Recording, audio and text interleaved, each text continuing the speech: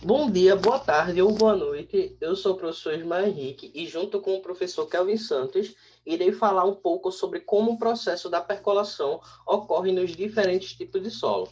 Então, para começar, eu irei deixar alguns questionamentos importantes para que a gente possa desenvolver a nossa aula da melhor forma, certo? E aí, o primeiro deles é quais os tipos de solo existentes e o que os torna diferentes uns dos outros. Isso é bastante importante, afinal, nós iremos falar como essa percolação ocorre em diferentes tipos de solo, certo? O segundo questionamento que iremos fazer é sobre qual o papel da percolação no desenvolvimento dos solos e o que seria esse processo de percolação, certo? É muito importante que nós embasemos antes de falarmos como essa percolação ocorre. Perfeito? E o terceiro questionamento que nós iremos responder é uma retomada do questionamento principal, perfeito? Que é como essa percolação vai ocorrer nos diferentes tipos de solo. E aí nós vamos mostrar como ocorre na prática, certo? Irei passar agora para o professor Kelvin Santos, que irá falar sobre os diferentes tipos de solo. Beleza? Olá, pessoal. Foi passado a fala aí para o Ismael, certo? Eu sou o professor Kelvin Santos e vim responder para vocês sobre esse segundo questionamento da nossa aula, né? Quais os principais tipos de solo? Então, a gente tem que levar em consideração que no Brasil, a gente tem uma grande quantidade de tipos de solo, por conta dessa diversidade que a gente tem dentro do nosso ambiente. A começar pela extensão continental, né, do Brasil, que é muito grande, por conta também dessa diversidade de pé do ambiente que a gente tem e por conta dos fatores de formação do solo. Aí vocês me perguntam, professor, quais são esses fatores de formação do solo? Material de origem, o tempo, o clima, vegetação, organismos vivos e a interação entre eles, né? A gente vai ter, então, nesses fatores de formação do solo, uma grande variabilidade, né, de características químicas, físicas, morfológicas para a gente aqui no Brasil. Então, quais são esses tipos de solo, né? Então, os tipos de solo que a gente tem uma maior extensão no Brasil, que vão compor pelo menos ali 70%, são os latossolos, os argissolos, os neossolos. 70% ali do nosso território é composto apenas por esses três tipos de solo. Então, quando a gente fala sobre solos, a gente tem que saber que existe essa especificidade nos solos. E por isso que vai haver essa diferenciação entre eles. Então, os argissolos e os latossolos, por exemplo, eles compõem ali 58% do território brasileiro, e esses solos eles são mais profundos, eles são altamente intemperizados, ácidos e com uma baixa fertilidade natural, certo? Às vezes eles possuem uma saturação muito grande de alumínio. Então vamos falar sobre esses tipos, não é? Citar essas especificidades do solo para a gente entender por que eles se diferenciam, não é? A gente vai falar basicamente sobre 6 solos: o argissolo, o cambissolo, latossolo, os neossolos, os nitossolos e os organossolos, certo? Então, a gente pegou aqui uma parte dessas especificidades desses solos para que vocês possam entender basicamente por que eles se diferenciam entre si, quais são essas diferenças, né? Então, vamos começar pelos argissolos, certo? Os argissolos, eles têm no solo um acúmulo de argila, certo? Em subsuperfície, desculpa, identificados pelo maior teor de argila nos horizontes superficiais, que vão caracterizar um gradiente textural ao longo do perfil, sendo cauliníticos, oxídicos ou com caráter alítico, certo? Então, outro solo também, o cambissolo, ele já vai ter uma diferença em relação aos argissolos. Por quê? São solos moderadamente desenvolvidos, caracterizados pelo pequeno desenvolvimento pedogenético, identificado pelos poucos diferenciação dos horizontes nas características morfológicas, principalmente pela cor e estrutura. A grande variabilidade da natureza do material de origem vai proporcionar aí uma ampla variação na composição química e granulométrica. Já os latossolos, como eu tinha citado antes, assim como os argissolos, são solos lixiviados e altamente desenvolvidos. São altamente intemperizados e a ausência de incremento de argila em profundidade. Ou seja, quando a gente observa os latossolos e os argissolos, por exemplo, os latossolos eles vão ter uma ausência desse incremento de argila, certo? Já os argissolos, eles vão ter um acúmulo de argila em subsuperfície. Continuando, as cores variam de brunadas, avermelhadas ou amareladas. Na maioria das vezes a gente observa esses latossolos com uma coloração mais avermelhada, certo? Mas nem sempre é assim, ela pode ter uma coloração um pouco mais amarelada, sendo as últimas de maior expressão. Os minerais predominantes na fração argila são a caulinita e óxidos de ferro e alumínio. E um dos motivos também dessa coloração mais avermelhada do latossolo é por conta desse excesso de óxido de ferro, certo? Outro solo que a gente mencionou, que são os neossolos, são solos pouco desenvolvidos, certo? Pouco evoluído pedogeneticamente e com ausência de horizontes diagnosticados superficiais, seja pela reduzida atuação de processos pedogenéticos ou a ação dos fatores de formação, aqueles fatores que a gente comentou anteriormente, certo? Apresentam predomínio de características herdadas do material originário.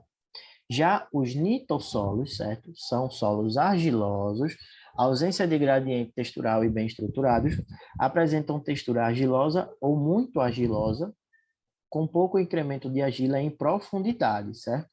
E com estrutura em blocos ou prismas. De maneira geral, profundos e com coloração variando de vermelho a bruno, com pouca diferenciação de cores entre os horizontes.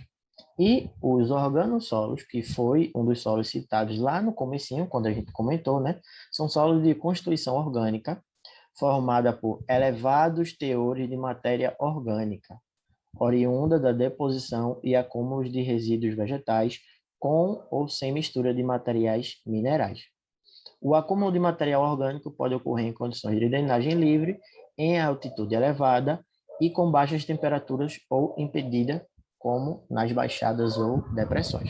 Alguns desses solos podem apresentar elevados conteúdos de enxofre, certo? Então, a partir disso, a gente vê que os solos eles vão ter essas especificações, seja por conta ali da sua constituição, certo? Por conta que são elevados, alguns têm elevados teores de argila, alguns são mais arenosos, certo? A textura do solo, a cor dele, a composição. Então, a gente observa que os solos, sim, eles têm uma grande especificidade, como eu falei antes, nessa diferenciação, né? Cada um tem as suas características próprias ali. Por isso, eles vão ter essa diferenciação, certo?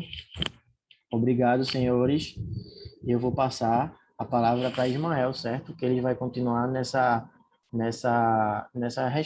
procurando essa resposta desse terceiro questionamento para a gente.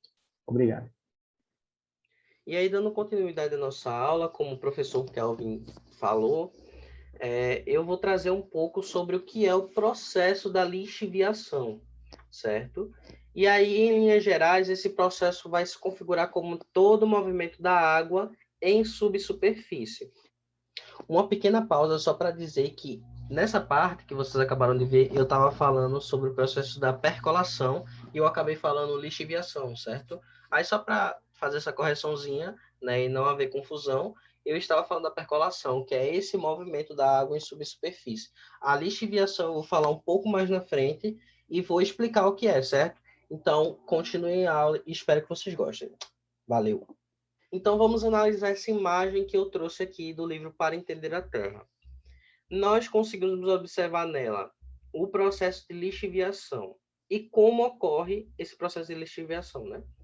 Vai acontecer as chuvas, certo? Essas chuvas, essa água das chuvas vai infiltrar o solo. Essa infiltração da água vai reagir quimicamente com os minerais presentes no solo e esses minerais vão ser lixiviados, certo? Deixando o solo mais pobre, né? Então, o solo ele vai ficar mais empobrecido por conta dessa lixiviação. Nesse processo vai ocorrer o que nós chamamos de hidrólise, que vai ser essa reação que a água vai ter com os minerais primários, fazendo com que os minerais que sobrem no solo sejam minerais secundários. Em linhas gerais, nós vamos ter mais minerais férricos, certo? Como a guetita sobrando no solo, a hematita, certo? Que são óxidos de ferro que ficam presentes no solo, né? Tornando eles um solo mais ácido, certo? E aí, como, né, qual o papel dessa percolação no desenvolvimento do solo? Em linhas gerais, essa percolação ela vai auxiliar em três processos pedogenéticos, que é o processo da transformação através da ruptura da rede cristalina dos minerais, no processo de hidrólise, como a gente viu anteriormente, vai auxiliar no processo de translocação, que é de grande importância para a formação do solo, e também vai auxiliar no processo de remoção através do processo de lixiviação que a gente também viu anteriormente, certo? Mas então, aí a gente chega no questionamento principal da nossa aula. Como ocorre a percolação nos diferentes tipos de solo? Kelvin falou um pouco disso e aí a gente vai aprofundar um pouco mais agora, certo? No solo arenoso, como o próprio nome já diz, arenoso, areia, a granulometria da areia ela é um pouco maior que a da argila, certo? Então, a gente consegue observar a areia a olho nu. A argila, entretanto, vai ter uma granulometria um pouco menor, né? Que chega a ser de 0,002 milímetros, certo? E aí, por ser menor, as partículas de argila vão estar mais agrupadas. Esse agrupamento vai dificultar o processo de percolação da água no solo, diferente do solo arenoso, que vai deixar alguns espaços para que a água infiltre sem grandes problemas, certo? E aí a gente vai ver como ocorre esse processo de infiltração, né, esse processo de percolação da água num solo argiloso e num solo arenoso, através do experimento que nós realizamos.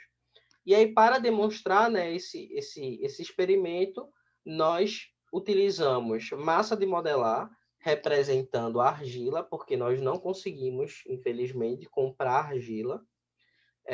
Um solo rico em material orgânico, como nós podemos ver aqui, que é um solo mais escuro, e a água também, certo? Nós utilizamos água e nós utilizamos essa plantinha aqui, que a gente tem aqui em casa, né?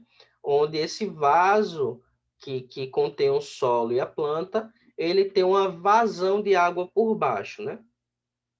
E aí, nós gravamos esse vídeo demonstrando. Nós temos aqui o copo, né, com a massa de modelar aqui embaixo, que nós misturamos uma massa amarela com vermelha para dar esse tom alaranjado, e por cima nós colocamos o solo rico em material orgânico. E aí nós acrescentamos água, e justamente por não ter uma vazão embaixo e pela massa de modelar ser muito firme, né, contra essa infiltração da água, nós acabamos tendo essa poça, né, essa formação de poça aqui superficialmente ao solo, né, ao que, no caso, nós representamos um solo, certo?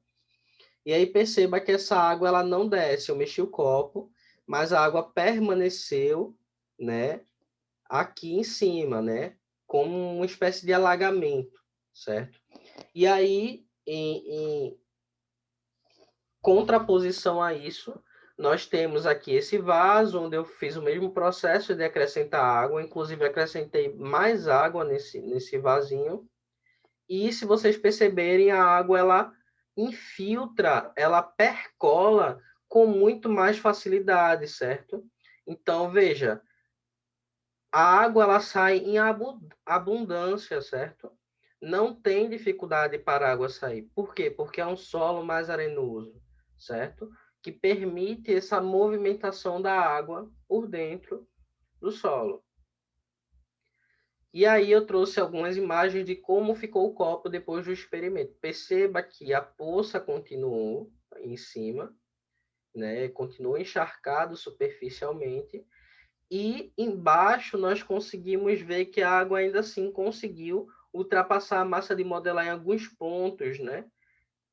Mas perceba que foi muito pouco. Então, por mais que tivesse uma vazão aqui embaixo, essa água ela não conseguiria ultrapassar muito, né? Em grande quantidade, como foi, por exemplo, no vaso do cacto, certo? A, a, a massa de modelar que está representando a argila ficou pouquíssimo molhada.